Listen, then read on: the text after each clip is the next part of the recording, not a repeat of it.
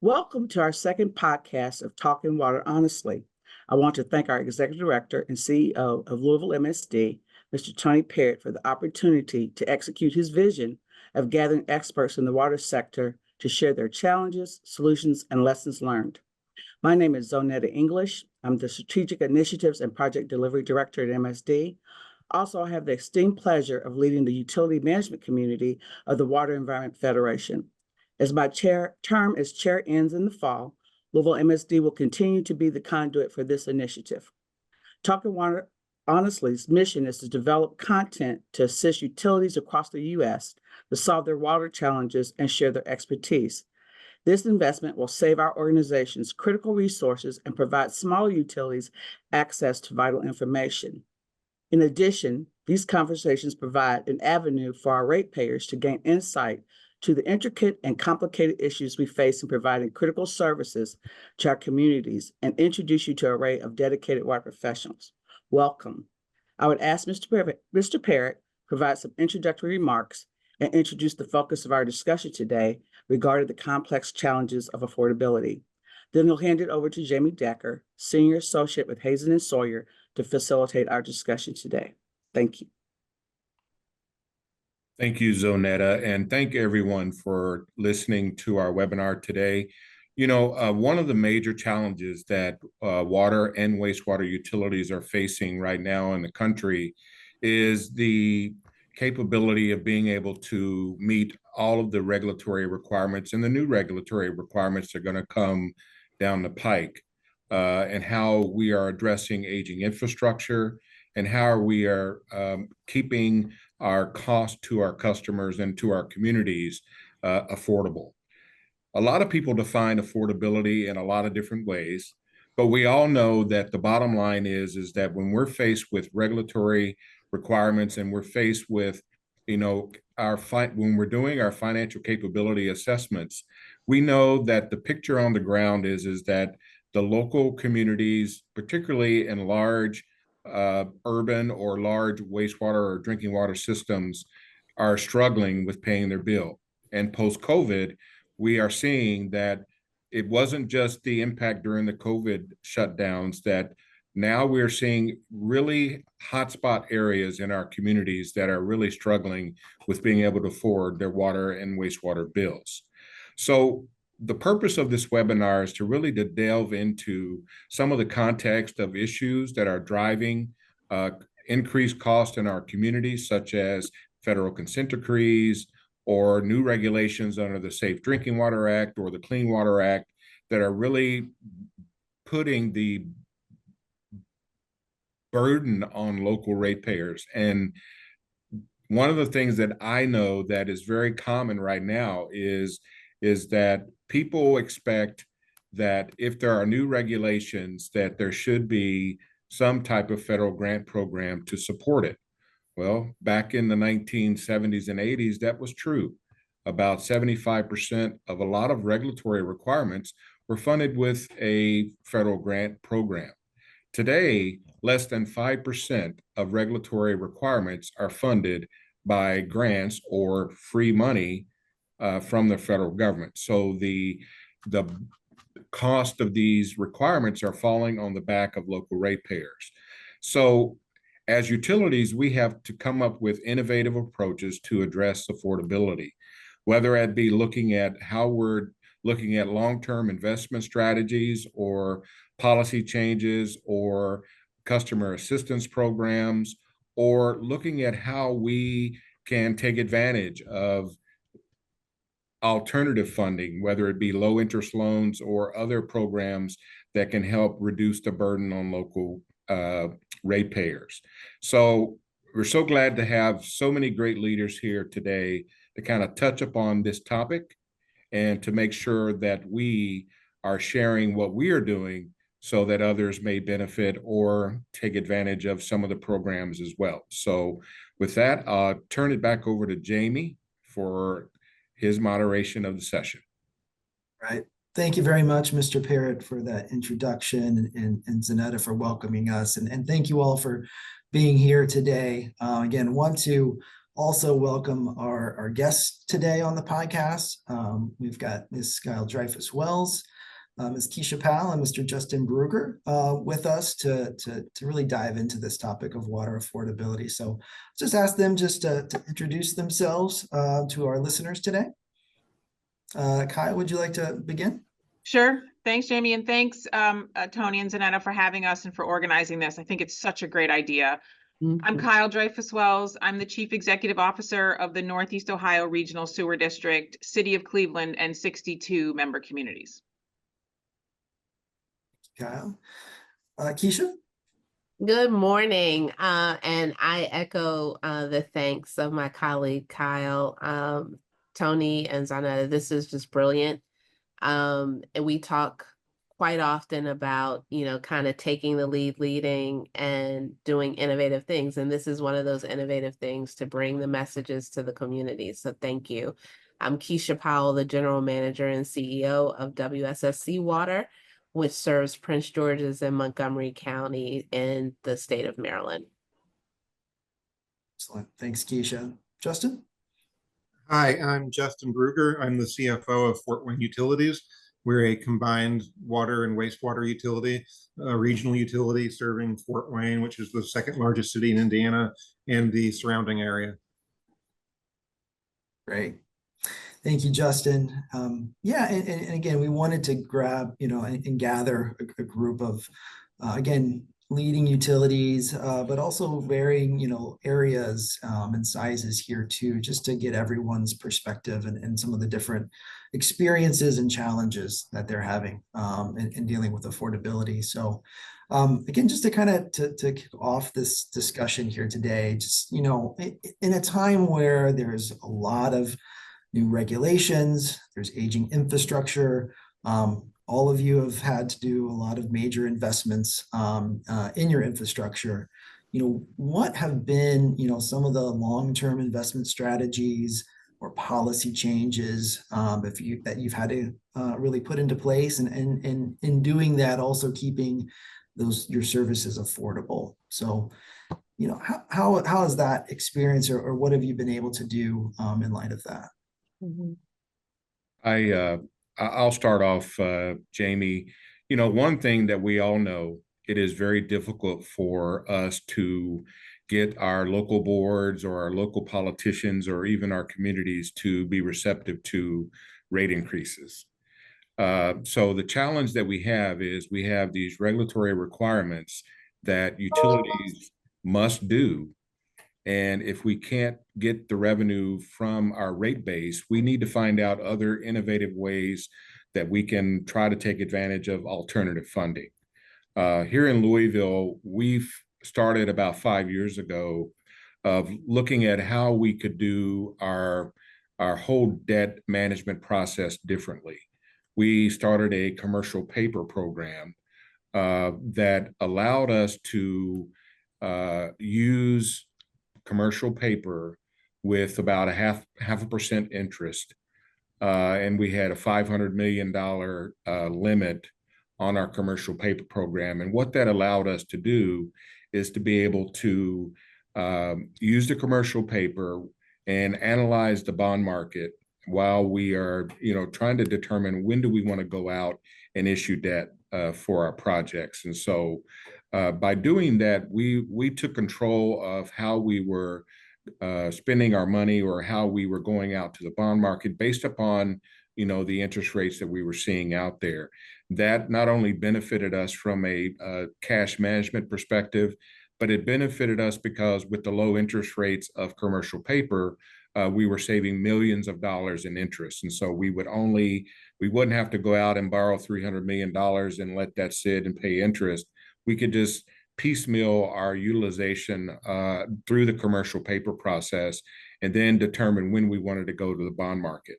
The second thing that we did, we obviously, and I know others have, took advantage of the WIFIA, federal WIFIA loan program for some of our large projects, because again, under WIFIA, you get, we got a lower interest rate than we would if we would have went out to the bond market. And then secondly, there are certain conditions under the WIFIA program where you only pay interest during the construction period, and subsequent to the substantial completion of a project, you don't have to start paying principal until 5 years after substantial completion. So those things were things that we did to try to balance our cash management program as we are taking on very, very large projects. And our other thing that we're doing is obviously we welcome the money that came through the American Rescue Plan and all of the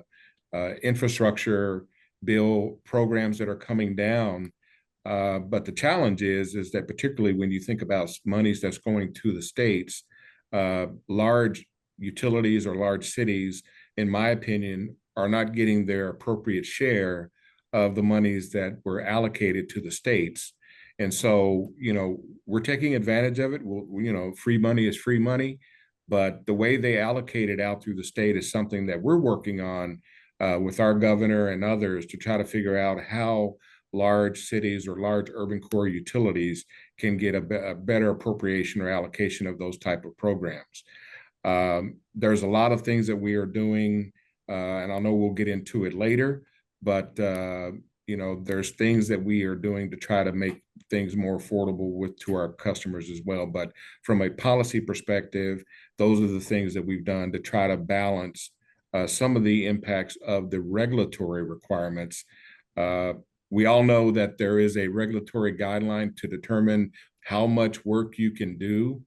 The problem with that is it's based upon the median household income of your service area. And in a large urban core utility, you have pockets of your service area where the MHI is a lot higher than other sectors of your service area. And so that calculation of affordability or how much work you can do that EPA uses is flawed. And I think it's incumbent upon us as utilities to continue to work with EPA to change that. It shouldn't be based upon the entire service area. It should be based upon your communities that are impacted mostly when it comes to median household income. Yeah, really, really good points. And Tony, yeah, go ahead. Jamie, just jumping on to Tony's points, the key in my opinion to the affordability question is running efficient and effective utilities. And that's what this is all about. So at the Northeast Ohio Regional Sewer District, we're a large regional district. We have 2 utilities. We have a wastewater utility, regional wastewater utility, and a regional stormwater utility. We have very significant expenditures. We're under a 25-year consent decree, $3 billion, 25 years, started in 2011. We're making huge progress. But I think to Tony's point, and this is what we have to lift up so much to our customers and also to elected officials and to folks coming into this business, is that it is a really interesting place from a financial perspective. We're talking about financial tools, bond rating, long-term investments, structuring your debt, et cetera. So that is something that we have looked at, and really crucial to the affordability question is planning on the engineering side in terms of how you implement these projects, and then planning on how you manage your debt in partnership with the state. And so that is just because it's also important that we bring people into the business, folks that really want to do this, this very interesting work. And so there is a lot of interesting policy, finance, engineering, legal questions that we deal with every day to control costs for our customers. Yeah, I would, if I could just add a few thoughts to just building on what's already been said. This last year, we had to go through the process of, financial planning, requesting a rate increase. We were successful in getting the largest rate increase in 12 years. In 2016, the commission had a 1% rate increase. And every year we have not gotten the rate increases that we have needed. It just pushes it out further. And the pain then is more substantial. for our customers. So we have to continue to talk about how we balance affordability with investing in critical infrastructure, and not only infrastructure, but our people. And we made it a point to talk about the need to invest in Team H2O here at WSSC Water this past year. That was part of our discussions when we were pursuing the rate increase and talking about our budget. But I think one of the eye-opening things for our stakeholders was understanding that affordability is really a three-legged stool, or that's the way we've presented it. You've got to have external funding, those opportunities to access other monies, other financing tools. But then you also have to have the customer assistance programs, which I know we'll get into more. And we've done a lot of work in that space just this past year to make sure that that is part of the mix. But when it comes to rates, they have to be affordable but adequate. And previously, the commission's policies around rate setting was really driven by affordability. And what that meant was, I mean, it still presents challenges for members of our community, but what it meant was we didn't have stable revenues to be able to address all of these challenges. So going into the pandemic, we saw some significant impacts because we have declining consumption. Even before the pandemic, we've seen significant impacts. When there was a study done, we saw that we didn't realize the revenue that was projected in a study from 2017, because consumption patterns have changed, and they've certainly shifted with through the pandemic and coming out of the pandemic, where folks are not going into the office. So you're losing that large metered customer consumption. Right. And we have to make up for that. So we went through a process of reestablishing or reprioritizing our policies. We put revenue stability right up at the top. We also put demand management near the top, and rate stability and affordability. In setting our rates, being able to pay our obligations, part of that is paying for customer assistance programs. So it is inherent in our rate structure. And we have to make sure that our customers and stakeholders truly understand what that means.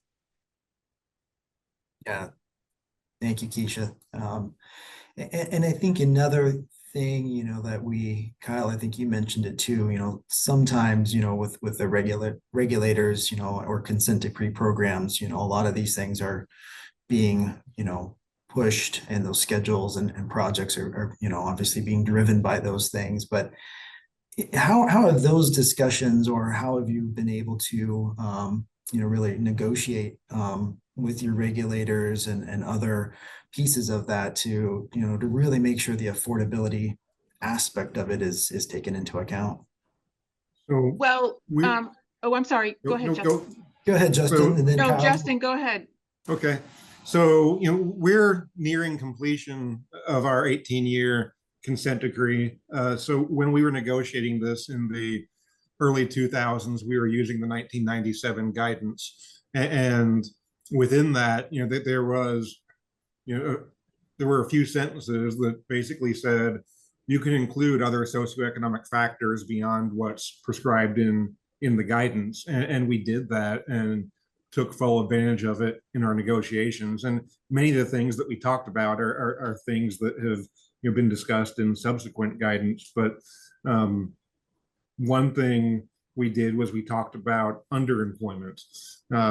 While our financial capability analysis indicated that unemployment was comparable to the national average at the time, we highlighted that the per capita wage relative to the national average had been declining for many years. We looked at jobs in certain industries such as finance or insurance or advanced manufacturing that had declined, while social services jobs, fast food jobs, lower paying jobs had increased and replaced that employment. So that was something we hit heavy on and used that to also look at our future projections as far as how median household income was forecast to increase. EPA wanted to use a standard 3%, and we used this data to argue that household income was not going to increase by that much. So that really affected. We used that to affect what our peak year ratio would be. It's also, really caused us to be more strategic with capital planning. We've got a great engineering team. We've built a large in-house staff of engineers, so we constantly have a pipeline of projects on the shelf. They're always designing projects so that we can be strategic about when we bid projects. We can better time the bidding environment to try to get more advantageous bids.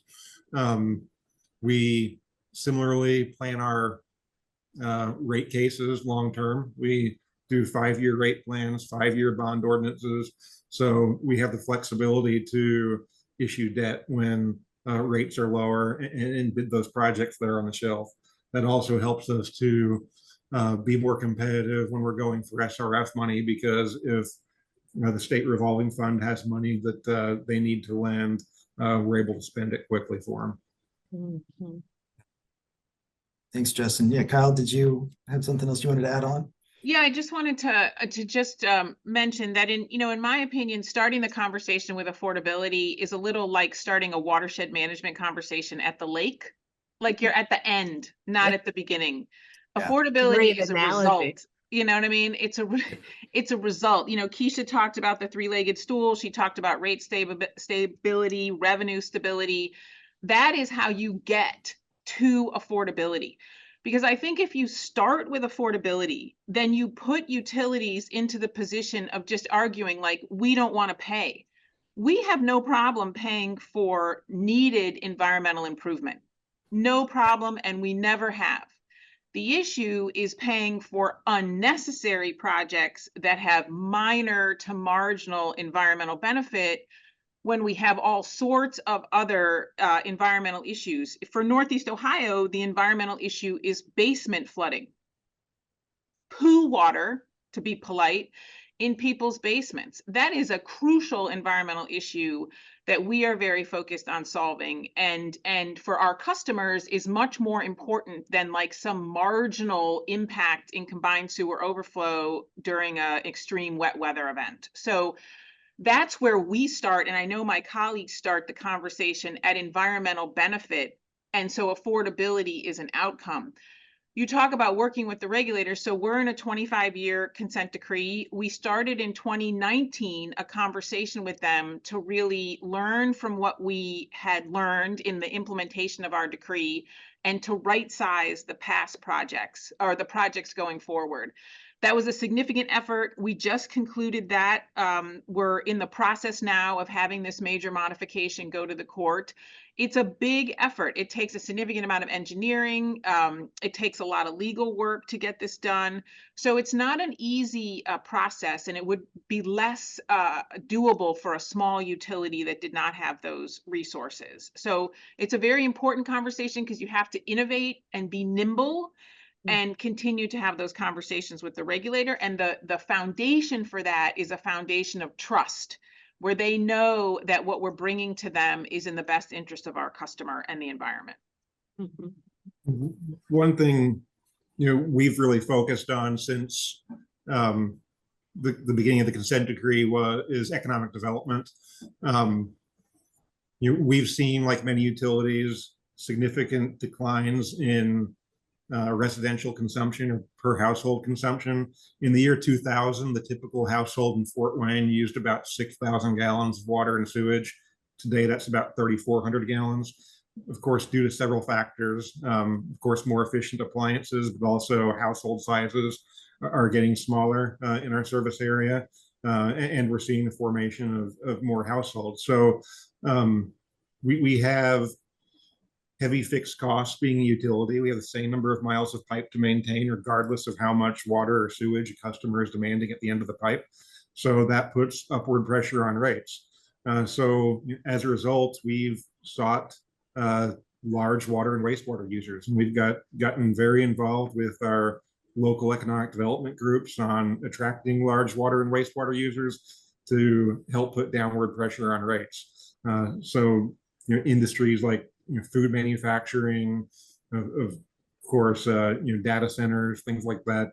We've been very active in trying to attract, and it's been helpful in helping create downward pressure on rates.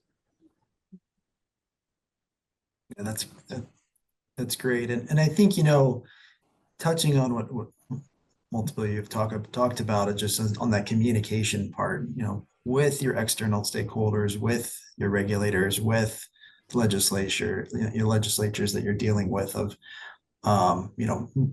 making that point to them, and that it's not, affordability is kind of that end point of it, and starting those conversations early. Are there, from your experience, are there any kind of key takeaways or lessons learned that you've had with communicating with those folks, or any key messages that have been well received, better received?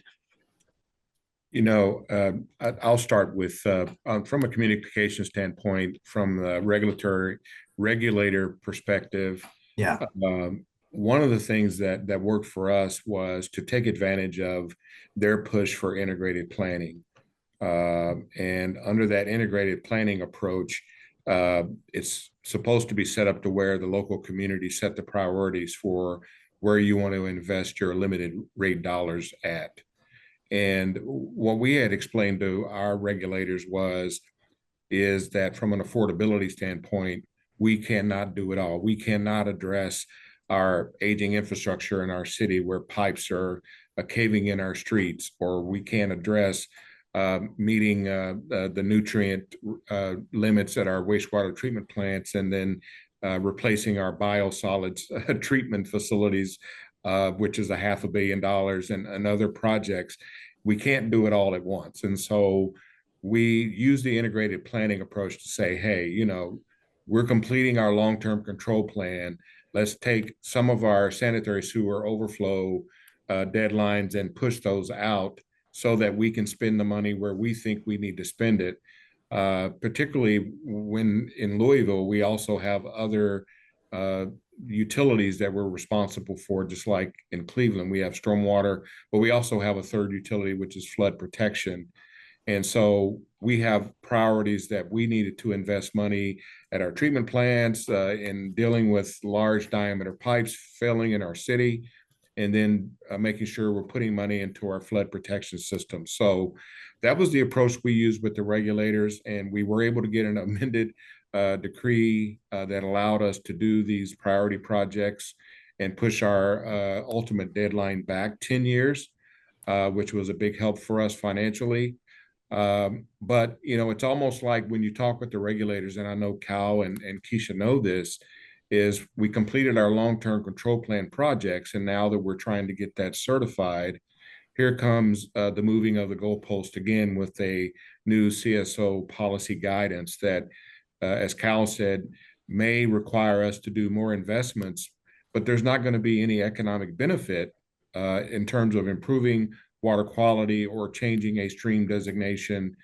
So those are the things that are challenging for us as utilities. And I'm glad that, our affiliation with NACWA and other agencies are on the front end of trying to work with EPA on these ever-changing regulations and moving the goalpost.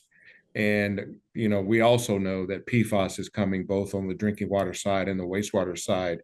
So we've got some big challenges in the utility industry that we've got to be able to address with the regulators. And other emerging contaminants. We almost have to be prepared to have two sets of conversations. You've got to have conversations with the regulators and getting them to understand the order of things, what the order of investment should be, and that we should be investing wisely. It's been great to hear under this administration so much discussion about this whole of government approach for various things. I don't necessarily think we have reached panacea with that, because we still seem to be siloed in our views about things that influence and impact our operations and the way we need to invest. Tony touched on integrated planning, which was incorporated into the Clean Water Act, but we're still not truly approaching things from an integrated standpoint. And it really has to go beyond clean water. We have to look at clean water and drinking water. We also have to look at other infrastructure investments. We know for sure that it takes a lot of energy to move water around a service area, but we're really not integrated, and we don't have clear access to funding that the energy sector has access to, and is so much more. We know that there is a nexus between clean water and clean energy, or renewable energy, and we're really not focused on leveraging those opportunities where we could invest at the same time we're addressing environmental issues. We're really contributing to the circular economy. We have to be more innovative in we are trying to be more innovative in our thinking and our approaches. We need to make sure that our regulators are thinking the same way. And that's one set of conversations when you talk about communication around affordability. The other conversation is with our stakeholders. And we are constantly trying to help them understand the economic benefits. So there's the environmental benefits, there's the economic benefits, because a lot of folks kind of glaze over or tune us out when we're talking about the environmental requirements that we have to meet, the regulatory requirements that we have to meet. But when we change the conversation this year to say, we're not only investing in critical infrastructure, we're investing in the critical necessary workforce to maintain $9 billion in assets, folks started to listen. When you say 43% of our workforce lives in the service area and contributes to the economy here, folks pay attention. When we say for every $1 million we invest in our capital program, there is an economic return of 15 to 18 jobs, people pay attention. And there are many other stats that we have been using to help folks understand that water investment makes sense. And we also have to talk about the support of the economic output of the communities that we serve, because water utilities, water and wastewater utilities are truly part of protecting the economy in these communities. You can get new development with potholes outside. You cannot get new development without water and sewer services. So it's so critical, vital that we help people understand what the true benefit is of our utilities, our operations, and then how much it takes to run that. What is the return on the investment? Yeah. I know the other, one of the key things we talked about as well is just about some of the, innovative strategies and other programs that you all have been putting into place to really help address that and part of this conversation around affordability. But, what are some of the, key kind of customer assistance programs that you guys have been able to really that have been very effective for you, as well as some of those kind of key outreach pieces of it? But I guess in terms of customer assistance programs, maybe starting off, I mean, are you using any innovative bill payment programs? And then what are some of those other kind of key customer assistance programs that you guys have seen to be really effective in this? Well, I'll start. This last year, as we were pursuing one of the highest rate increases ever, we knew that we needed to also focus on improving our customer assistance program offerings, making sure that we had several tools in the toolbox to offer to customers that are still unfortunately impacted, many of them by the pandemic. I think the best tool that we implemented in this last 18 months was the Promise Pay tool. We have, and I just have to say, I just have to call it by name, because the number of intact payment plans that we have been able to manage and put in place for our customers increased significantly. I mean, exponentially. We have over 20,000 intact payment plans that have stayed intact. More than 98% of the payment plans put in place have stayed intact. And we are seeing direct results. Pre-pandemic, we had arrearages. Our arrearages increased more than $60 million during the pandemic, and we have been able to drive that down significantly. As we present our revenue and expenditure outlook to our commission, we're seeing that our revenues have exceeded our projections. And it's in part because of a revenue recovery strategy and being able to offer a tool to customers where they can have more control over their payment plans. And that's been significant for us as well, because we're still on quarterly billing. So this is giving customers a way to pay their bills monthly and make it more manageable for them. As part of the revenue recovery effort, which was really a huge effort to make sure that we were connecting customers with every dollar of customer assistance available. We have used LIWOP, which, we know we have to continue advocating for a permanent program, but that was a significant tool for us to offer. We were able to assist more than 4,000 customers. We have a customer assistance program where we offer our folks that are in that program enrolled in customer assistance. They do not have to pay our fixed fees, which under our new rate increased 65% because we implemented for the revenue stability. We implemented changes in our fixed fees for the first time in a very long time. So that gives us that revenue stability, but because of our program design, we're able to offer the offset for those customers. We have the flexible terms. We did an amnesty program called Get Current, which provided some arrearage forgiveness, and we had 2,300 customers register for that. We were able to collect $1.9 million. We also put a strategy in place to collect from those that had the highest balances and were in arrears for the longest. So pre-pandemic, wasn't a result of the pandemic. And we also focused on equity. So we made sure that we were collecting from government accounts and large commercial accounts and not just targeting residential customers. So that really gave our residential customers more time to get their bills back in good standing. We're trying to utilize the EPA compendium of affordability programs and make sure that we have a program design that matches with the various types of programs that are available. But I think the biggest tool for us going forward is going to be making sure that there is a permanent low-income household water assistance program akin to LIHEAP in place.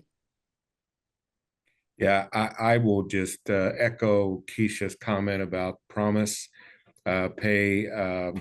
Game changer. I think we were actually the first city, the first utility to use that technology during the COVID and post-COVID, and it was a game changer for us in terms of a new tool and a new way for folks to be able to pay their bill, to be able to communicate with the utility, and it is something that is still making a difference today. And I think, as far as our overall customer assistance program, we've always had a senior citizen discount program where folks could get a 30% discount on their wastewater bill if they made less than $35,000. That program is still in place. We started a new program called Emergency Wastewater Rate Assistance Program, and it's based upon the economic guidelines that exist in LIHEAP. And so customers that meet those guidelines are also eligible for a 30% reduction in their wastewater bill. And so we have made a push to, expand the registration in those programs and allocate monies in our budget for customer assistance. We also are part of a partnership with the Louisville Water Company and the Louisville Water Foundation, where we donate hundreds of thousands of dollars to community ministries groups. So folks that may just be having a one-time issue of, I can't, I've lost my job, or I've had something come up unexpectedly and I just need to be able to pay my bill. By supporting the community ministries, folks can go get help through those programs. So as Keisha mentioned, I think there's always going to be a challenge that we're going to be facing going forward, and we got to continue to think outside the box. We are just now getting ready to enter into a revised cost of service study that is going to start looking at those, those fixed costs and those costs that may be different for folks that are at a certain economic level. And so as utilities, we got to continue to grow and continue to be innovative and making a difference to our customers. Mm-hmm. I think the key thing on affordability, and you're hearing it from Keisha and Tony, is that you need to run your affordability program like you want people to sign up. So that brings with it a level of aggressiveness and a level of continued innovation. And that's what you're hearing across, the folks that are on the podcast today. So for us at the Northeast Ohio Regional Sewer District, what that looks like is a very deliberate, I say loud and proud approach to communication. So we're everywhere all the time. There's no place in our community we won't go to. There's no speaking event that we won't say yes to. And we have this approach to communication, which comes from Constance Hawk, our Chief Administrative Officer, which is timely, truthful, and two-way. So we listen. And that is what is so important, because people are going to think something is unaffordable if they don't know what you're doing. So Keisha laid out all these stats about what her people are doing. And once folks start to understand the complexity and they have the opportunity to digest in their own time the complexity of the work that we do, they're much more comfortable with, it's about $120 a month that the typical customer is paying to have clean water come to their house 24/7, 365 from the city of Cleveland that provides drinking water, and then to have that taken away from their home with just the flush of a toilet. It's so easy. 24/7, 365. We clean it at the Northeast Ohio Regional Sewer District. We put it back in Lake Erie, and you get to drink it again. And it's $120. Like, I think it's amazing. And for the majority of our customers, that's actually not a difficult bill for them to pay. But for the customers that it is a difficult bill for them to pay, that's where we have our affordability programs. And, Keisha and Tony talked about the type of programs that folks have. I'll just add two things to that. As part of that continued innovation, in our most recent rate study, we increased eligibility to 250% of poverty. It's very important to hear the eligibility. LIWAP is 175% of poverty. That is a very, I don't know what the right word is. It's very punitive in my mind to have such a low number. The people that need this are between that 175 and the 250. So that percent of the federal poverty number is so important. So we increased it. So you're talking about a family of four making about $65,000. They are eligible for our programs. And those are the folks that really need this. In addition to the folks making at 175, they really need it as well. and they need help across a range of programs. And then we also increase it for renters who can show that they're responsible for paying the bill. We also proactively mailed to everyone that's eligible and signed up on SNAP so that we can, market to those folks. And then we've started these utility assistance resource fairs where we bring all the providers together. Folks can sign up. They come into the fair with all of their documents. We help them with all their documents. They come out at the other end of that fair signed up for our programs, water, electricity, rental assistance, etc. So those utility assistance resource fairs have been really, really good. So talking about, reaching out to the people that need it the most, are there different ways you guys have been able to target some of those communication and outreaches, or what are the different kind of avenues that you've seen that have been the most successful? We've been using technology. Yeah. The use of GIS in this process of understanding our community affordability challenges has just been invaluable. Developing heat maps, you can see where there are clear, distinct communities that are having challenges, and not in all cases align with disadvantaged communities, but in most cases they are. That allowed us to then say, okay, let's go out and do some boots on the ground, direct outreach, go door to door, and have some pop-ups in neighborhoods to take the messages to those communities. And guess what? We're not just taking information on our customer assistance programs. We're also taking information about the jobs that we have available, because in many cases, these communities experience underemployment or unemployment. So just multi-pronged messaging and reaching communities, going to communities and reaching people where they are. We even reached out to churches to make sure that the messages went to those houses of worship. We also reached out to schools to try to partner with schools to make sure that messages are getting to families any way we can.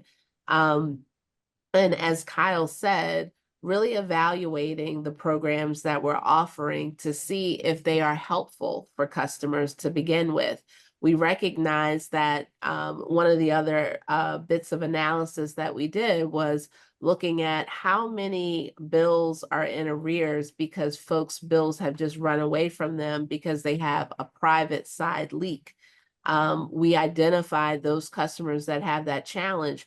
Do we have a program in place that can help them? Well, we had a pipe emergency replacement loan program, but the funding that we offered was not enough to make the repairs. So we went through a process of going to the state legislature to increase the amount that we can offer, and then also increase the amount in our budget to allow us to pay for that program. Not a few weeks after it passed, we ran into a customer that had a significant leak that was then able to take advantage of that program. So thinking about these things and what are the affordability challenges? It's not cookie cutter. And how do you reach people? Where are people that are having challenges? We've partnered with council members because they know their communities best. They know their constituents. Where are you seeing challenges? So all of those things, just kind of a layered approach to make sure that we have the right programs in place, that the programs are actually helpful and not just there to be there. And then making sure that we're getting the messages out and communicating to folks. The other thing that has happened, I think, at the state level was making sure that folks don't have to keep continuously reapply for customer assistance. One of the most demeaning things is having to continually prove that you have challenges. So we are so happy that we have enrollment that will roll over, carry over for our customers, automatic eligibility for those customers that truly need it.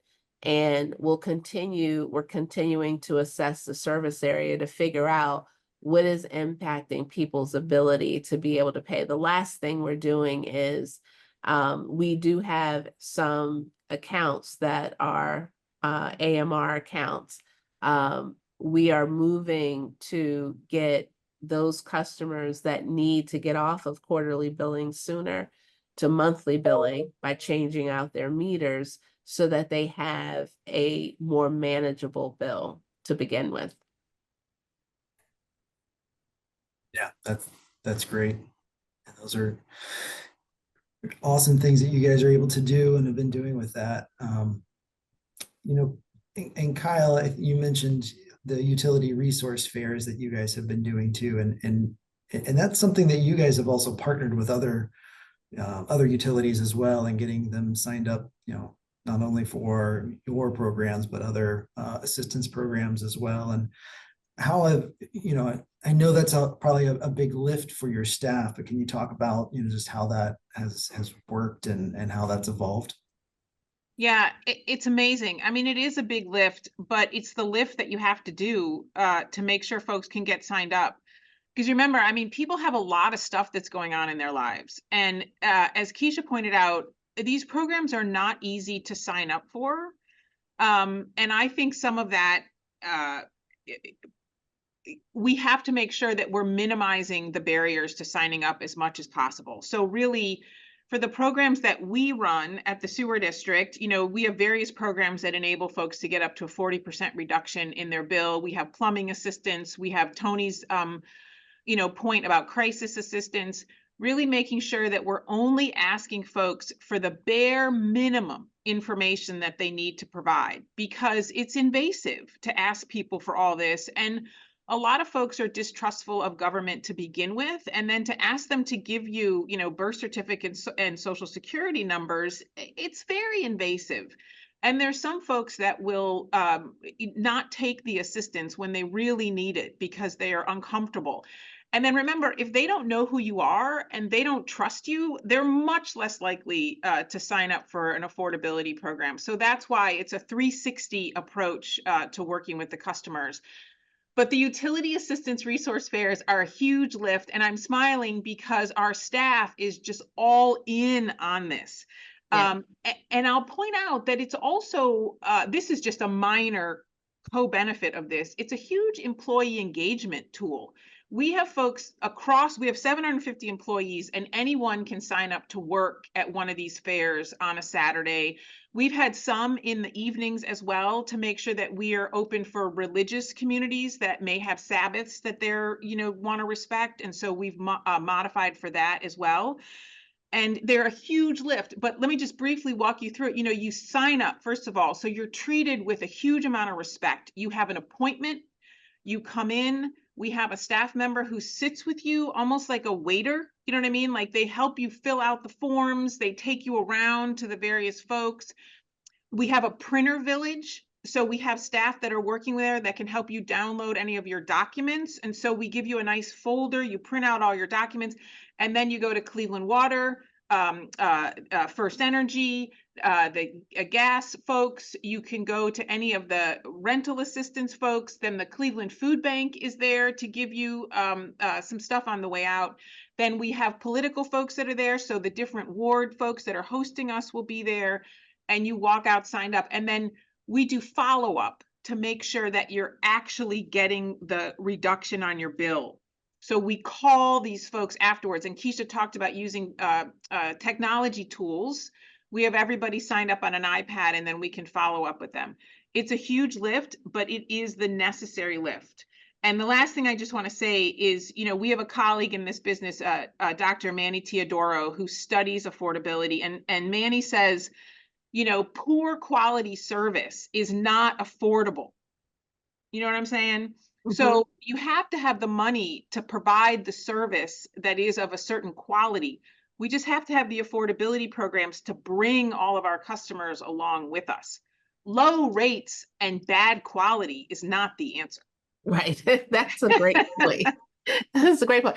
The one of the great things about this this type of format, and Tony and Zanetta are brilliant, is that you learn from one another, because we have been doing similar fairs where we make it fun. We have Willie Water Drop come, we have prizes, we have a toilet that was developed by our in-house carpentry team. It's a plexiglass toilet that is designed to simulate the types of toilet leaks you can have.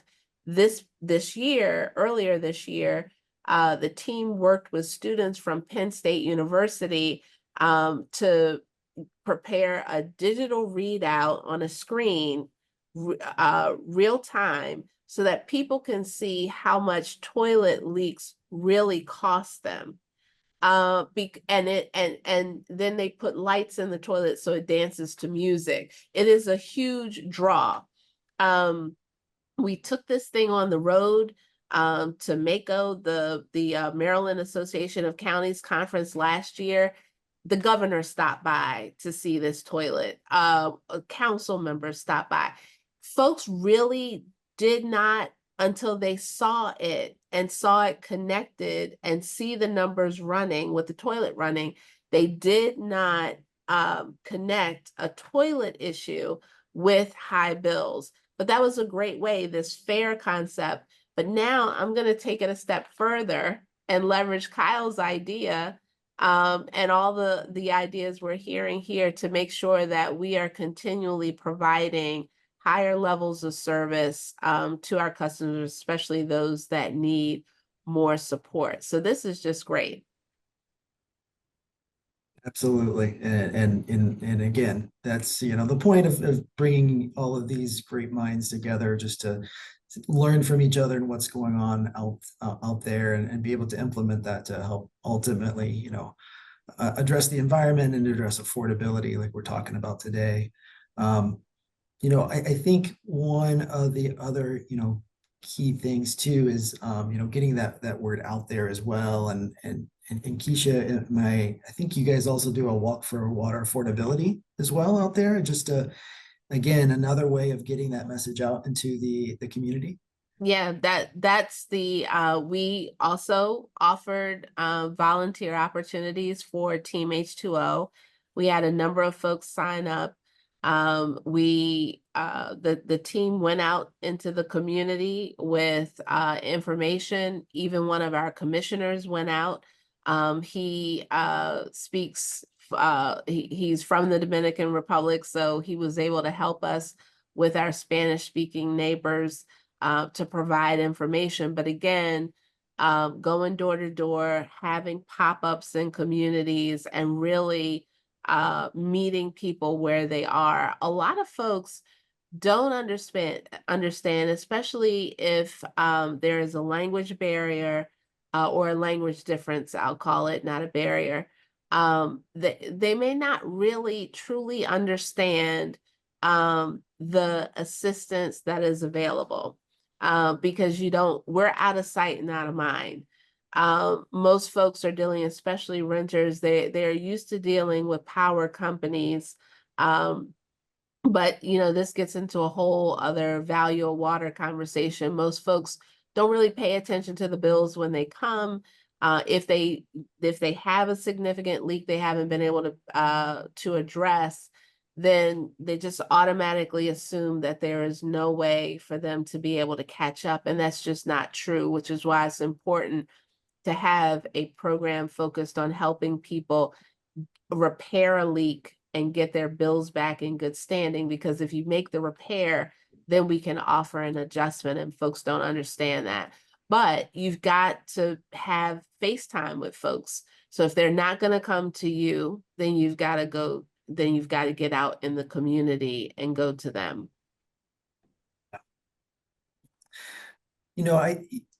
Tony, earlier you mentioned just about, really changing the conversation about, how some of these things are calculated, and especially as we look at policy changes, and also talking with regulators, and I know Kyle, you guys talked about, changing that percentage on the MHI, but Tony, are there other, or how are you guys kind of looking at or wanting to look at that idea of, how that conversation goes, and what maybe some of those calculations should be really looking at to really address affordability in your community? Well, I think there's two things. I think, from my perspective, from the regulatory perspective, when you talk about that affordability index that EPA uses, I've long been an advocate that, it should be based upon the two factors, really the level of unemployment in your community, and also the median household income of your urban core population. And that would be a big benefit to us, because when we do our MHI for our urban core population and look at the unemployment rate as well in those communities, we have some communities that have the unemployment rate above 15%. And we have, the median household income is, probably below $15,000. So, I mean, you need to start looking at how how we're impacting that sector of the community.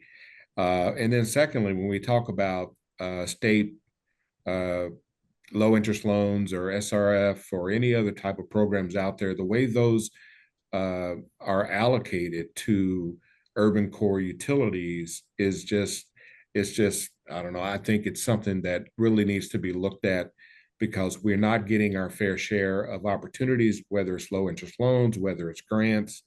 We need to work on that at the state level. And so those two things would be very helpful to us from an affordability standpoint. But collectively as an industry, I think all of us leaders would agree that the permanency of the LIWAP program is something that is well overdue, and we've got to make that happen. Mhm. Absolutely, absolutely. Well, just as we wrap up here, I think a couple, that definitely was kind of the one key takeaway I had. I think, we talked about, affordability isn't, ultimately what, that's just the end product. There's a lot of other pieces and things that we're doing that ultimately lead to that. And looking at what are those, how do we put those things into place? I think another kind of key takeaway we heard is just about starting those conversations, especially with our regulators, especially with the legislatures early and often, and having those conversations ongoing with them about what this really looks like. And really having those wise investments and what that order of investments should be with it. And then ultimately really kind of changing that conversation. I think as we've been talking about here today about, the ultimate, that the economic input and the economic investments that water really provide to us, and getting people to see the greater benefit and good and things that everything that we know that we do every day, but by helping them understand and see that through changing that conversation in that. Are there any other kind of key, points or takeaways that you guys heard today, or things that you want to leave the podcast with today? Well, for me, just when you hear us talk about affordability, we often immediately go to the programs that we have, because we are doing so much to help our customers. We have taken that on.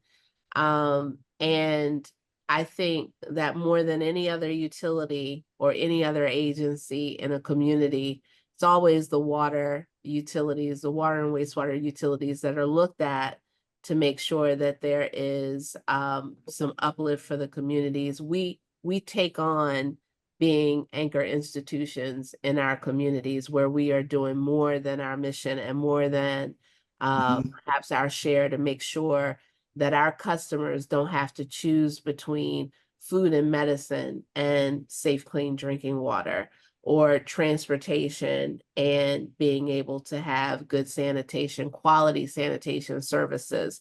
But I always think that we need to keep our eye on the need to have more external funding to begin with, because as Kyle said, we start talking about affordability, and it's not as an outcome that really is the end of the spectrum. We really need to be talking about why we have affordability challenges in the first place.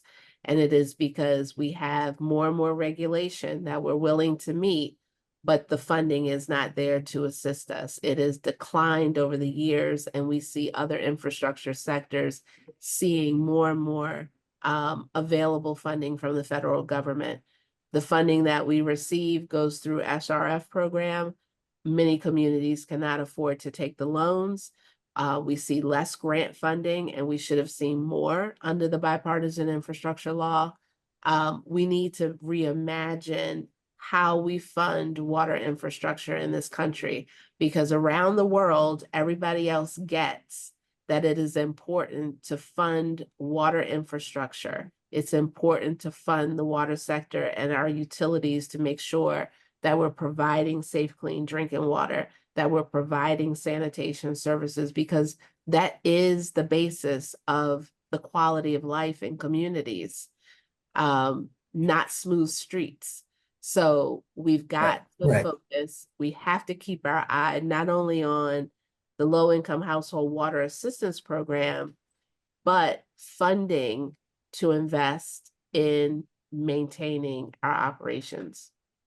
Yeah, and just adding on to Keisha's point, you cannot run a long-term, well-managed capital program based on loans and grants alone. So, you know, we're very grateful as an industry for the Infrastructure Investment and Jobs Act. Absolutely, very grateful for WIFIA. But to have a long-term capital plan where you're maximizing the savings for ratepayers, you have to have a consistent revenue source, which is the rates. And that's why we have to be able to continue to work with our elected officials to pass these rate increases and articulate the need for that.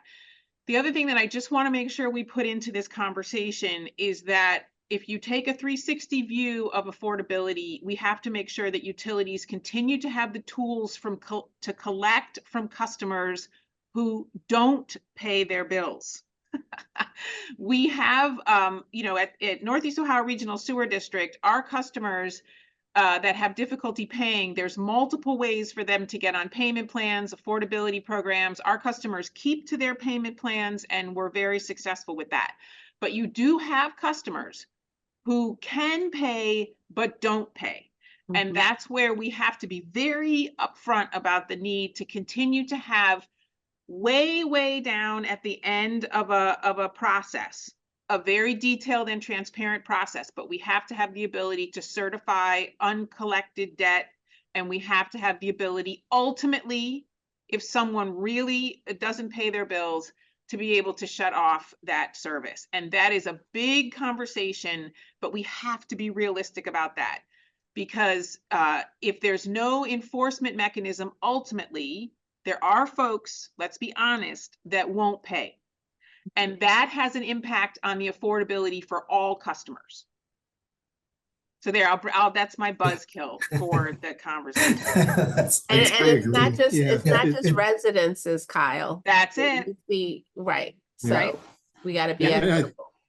I think it's important to, you know, engage those customers early on who are falling behind, because once they get in too deep, then they dig a hole they can't get out of. So it's important to engage with them right away and put them in touch with these programs. Absolutely. Justin, Tony, any other final takeaways? No, I just want to thank Justin and Keisha and Kyle for agreeing to have this discussion today. And there's so many other utility leaders out there. I think that you know, being able to share what we're doing and maybe to be able to help others is really what this is all about. But the broader, bigger, larger push is going to be about what are we doing with our local governing boards and politicians, and what are we doing with our state legislatures, and what are we doing with our federal representatives in Congress, because we've got a huge challenge ahead in the water and wastewater industry as it relates to affordability, aging infrastructure, emerging contaminants, ever-changing regulations. It's just not going to go away, and so we've got a big challenge on our hands. Yeah, for sure. Absolutely. With that, Zanetta, I'll turn it over to you to wrap up this great conversation today. And again, just thank you all for your time and your input and your expertise today.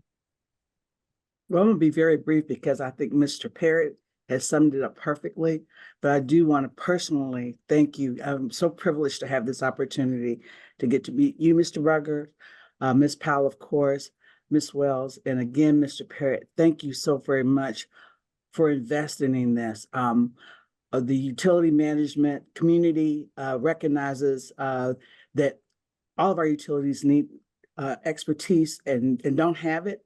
And the fact that you had this vision to gather experts across the water sector is just so brilliant. And just want to thank you for being intentional about the investment in this opportunity. So thanks again. Thank you for the opportunity. Yeah, it's been great. Thanks. Thank you, everyone.